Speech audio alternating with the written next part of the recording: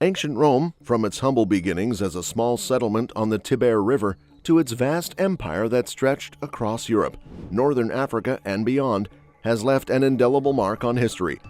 Imagine starting as a town in the 8th century BC and growing into an empire that spanned continents. That's quite a journey, isn't it? Legend has it that Rome was founded by Romulus and Remus, twin brothers raised by a she-wolf who grew up to establish the city in 753 BC.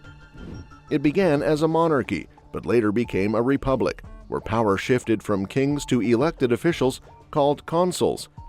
Did you know that Rome was built on 7 hills? It's where the term the 7 Hills of Rome comes from. Each hill played a role in shaping the city's early history. As Rome expanded, so did its influence. The Romans developed a legal system that included the 12 Tables, the earliest Roman law code, which laid down rules on everything from property rights to legal procedures. But Rome's story isn't just about laws and politics. It's also about military prowess and cultural exchange. The Romans fought numerous wars, like the Punic Wars against Carthage, which catapulted them into becoming a dominant force in the Mediterranean. Through these conflicts, they absorbed ideas and cultures from conquered lands, enriching their own society with art, literature, and philosophy. However, Rome wasn't without its internal struggles. Social tensions between the wealthy elite and the common people brewed for centuries, erupting in conflicts and civil wars. Leaders like Julius Caesar rose to power amidst this turmoil, forever changing the course of Roman history.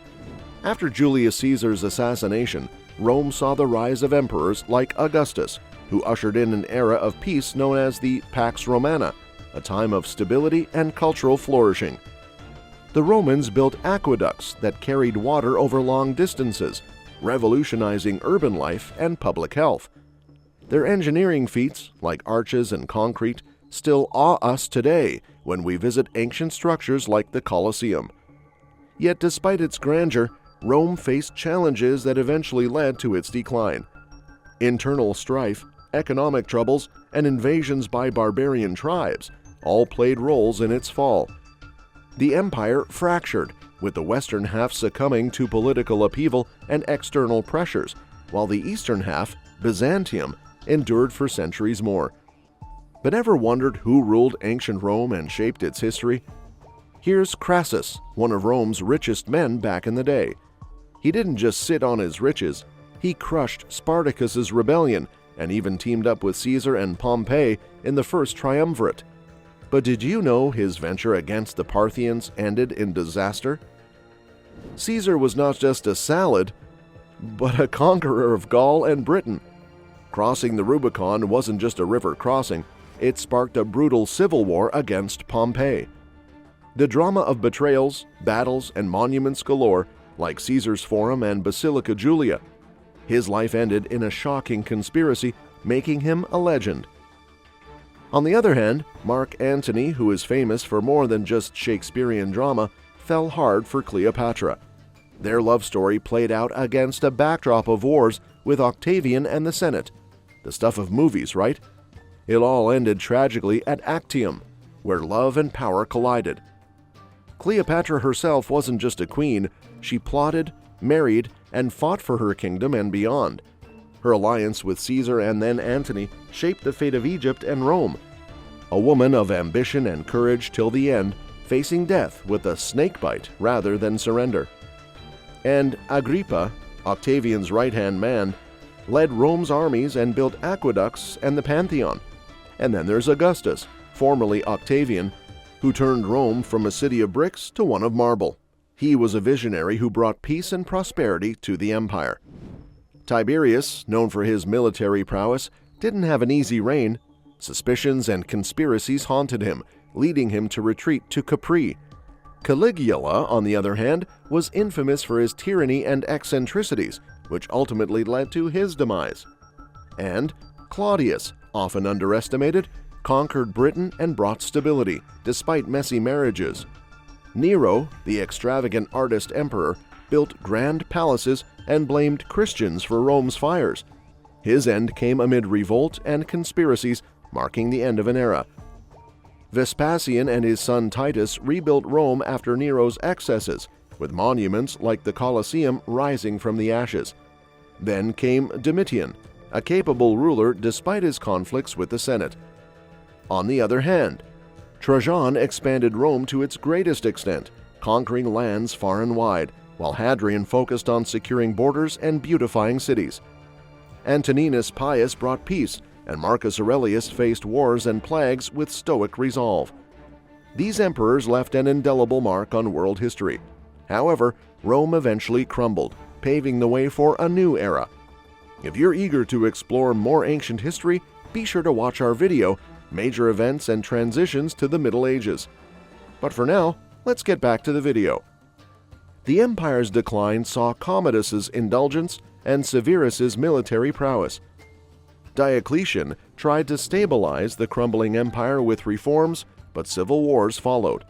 And then there's Constantine, who changed the game by legalizing Christianity and moving the capital to Byzantium. Balancing old beliefs and new faiths, he left a lasting legacy on Rome and the world. These figures were architects of an empire, shaping its culture, laws, and even its downfall. In this era, wars were not mere clashes of swords and shields, but crucibles where Rome's destiny as a mighty empire was forged. Rome clashed with Carthage, a maritime juggernaut, in a struggle for supremacy over the Mediterranean. The First Punic War, sparked by territorial disputes in 264 BCE, saw Rome innovate fiercely to compete with Carthage's formidable navy. And then there's the iconic Second Punic War, ignited by Hannibal Barca's audacious trek across the Alps into Italy in 218 BCE. Can you envision Hannibal's tactical brilliance at the Battle of Cannae, where Rome suffered one of its worst defeats? Yet Roman resilience, led by Scipio Africanus, turned the tide, culminating in the decisive Battle of Zama. How did this war not only reshape Rome's destiny, but also impact Carthage's fate? Fast forward to 146 BCE, the year Rome razed Carthage to the ground in the Third Punic War. Imagine the siege, the city's fall, and the lasting moral questions it raised about power and vengeance. Rome's victory secured its dominance over the Mediterranean, but at what cost? Transitioning to internal strife, the Marian-Sullan civil wars tore through the Roman Republic in the 1st century BCE. Picture the clash between populists like Gaius Marius and conservatives led by Sulla, culminating in Sulla's dictatorship. These wars and battles were not just conflicts of armies, but crucibles that shaped Rome's destiny, from its rise as a regional power to the zenith of its imperial might. Each conflict left an indelible mark on history, defining Rome's legacy and influencing the course of Western civilization. The Battle of Lake Regillus is shrouded in myth and glory. Divine twins, Castor and Pollux, riding in on white horses, turn the tide of battle with an otherworldly grace. Contrast that with the Battle of Allia. Can you imagine the horror as Celtic raiders stormed down upon Rome, leaving its streets in ruins? The Gauls' triumph laid bare Rome's vulnerability, that even the mighty Republic could falter in the face of barbarian fury.